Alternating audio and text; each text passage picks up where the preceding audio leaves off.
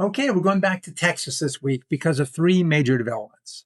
First, on July 29th, ERCOT, the Electric Reliability Council of Texas, CEO Pablo Vegas had presented the first update on ERCOT's Batch Zero process to the Senate Committee on Business and Commerce.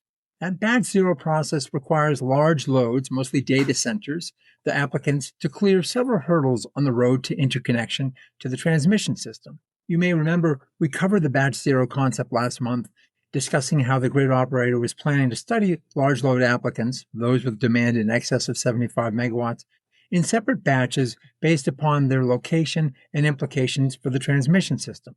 Batch Zero requires large load interconnection applicants to come to the game with demonstrated control of sites, proven financial wherewithal, payment of $50,000 per megawatt of load, and an initial qualifying study that would allow them to even proceed in the Batch Zero process. The initial qualifying deadline to proceed was July 10th. Spoiler, not much clarity was achieved in terms of the big picture. Yeah, half the loads got chucked, but what remains is still so big as to remain fanciful. It's still well over twice ERCOT's most recent system peak demand. We'll dig into that in just a bit. The second thing that happened was Texas Governor Greg Abbott, looking at this massive wave of new potential large and mostly data loads in Texas, said, slow down, we need to sort this out. And he sent a letter to ERCOT and the Public Utility Commission directing them to audit all prospective data centers for implications related to water and power use, as well as any received tax benefits. Of course, this Governor Abbott directive ran like a torpedo directly into the side of ERCOT's just started Batch Zero process. So third, after receiving the directive, ERCOT requested the Public Utility Commission to grant them a good cause exception to slow down the Batch Zero process until it addressed Abbott's mandate, though ERCOT too asked for some exceptions. Got it? Yeah, this stuff is moving really fast and it's pretty complex, but it's great for lawyers though. So let's start with the presentation on the first stage related to Batch Zero following the July 10th submission deadline. The presentation did tell us a few things. First, the initial number was 500 gigawatts, so even beyond Abbott's letter discussing 474 gigawatts. That's because that came from an earlier snapshot, and another 26 gigawatts requested interconnection in the interim. Second, of that, 294 gigawatts was no longer in play. They didn't supply the required information, and that's a good thing. But it still doesn't get us out of stupid land in terms of the huge and unrealistic numbers. It gets the number down to about 205 gigawatts as, quote, eligible for inclusion in Batch Zero. Then it gets interesting, to me at least. Of that total, 114 gigawatts, 127 projects, have existing studies that qualify them for the Batch Zero process as allocated load. The next 25 gigawatts, 49 projects, have existing studies qualifying them for Batch Zero, and they also submitted dynamic model data. They were to have been reviewed by ERCOT with a determination by August 7th as to whether they are qualifying for base or allocated load. ERCOT's document on the process creates a distinction between these base and allocated loads. Base have already been validated with predetermined capacity requirements, while allocated load has no such entitlement. That load will be allocated capacity based upon available transmission.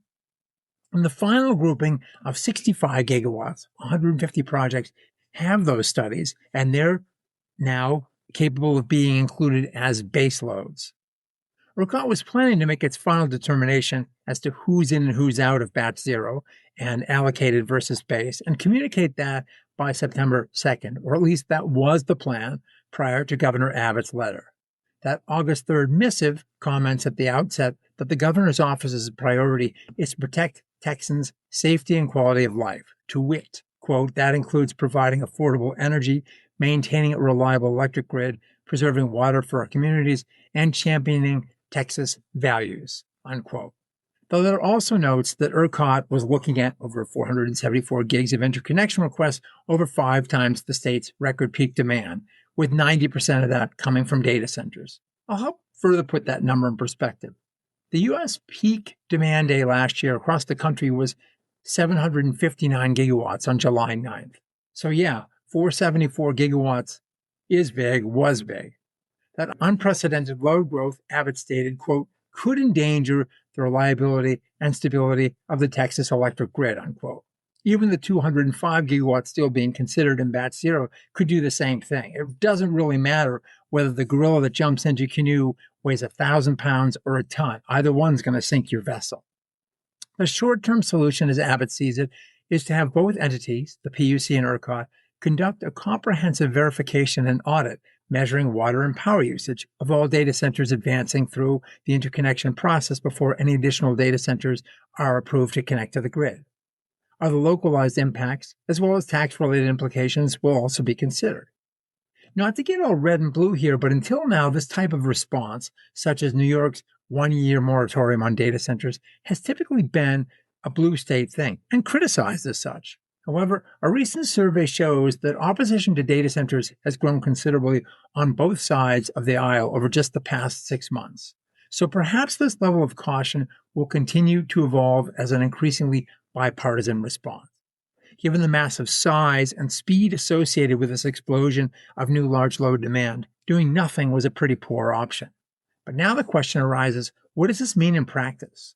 What will be included in these audits? Who will undertake them? How long will the process take for each applicant? How does one get into the queue for this undertaking ahead of others? And what are the implications for not passing, and what are the remedies for failure? The dust wasn't even close to settling on this Abbott letter before some analysts were already weighing in. Bloomberg New Energy Finance, for example, estimated that this move puts approximately 20% of data centers in the U.S. pipeline at risk, especially if the audit process takes long enough to bleed into the upcoming convening of the 2027 Texas legislative session. Texas Leg has shown itself to be both very interested and very active in electricity-related issues, so there's a lot to watch here as this unfolds in the future. Then in response to Abbott's letter came ERCOT's August 10th good cause exception request for relief to the Public Utility Commission. It notes that the studies will require time to complete, saying it couldn't complete the new level of classifications, the base versus allocated, as a consequence of the Abbott missive. The grid operator now plans to provide an update for its response at the upcoming August 20th open meeting, but it also wants an exception to continue processing 23 large loads, the megawatt amounts weren't specified, that interconnecting distribution and transmission service providers requested to be classified as base load, and that ERCOT determined eligible to qualify as base load but hasn't yet formally classified.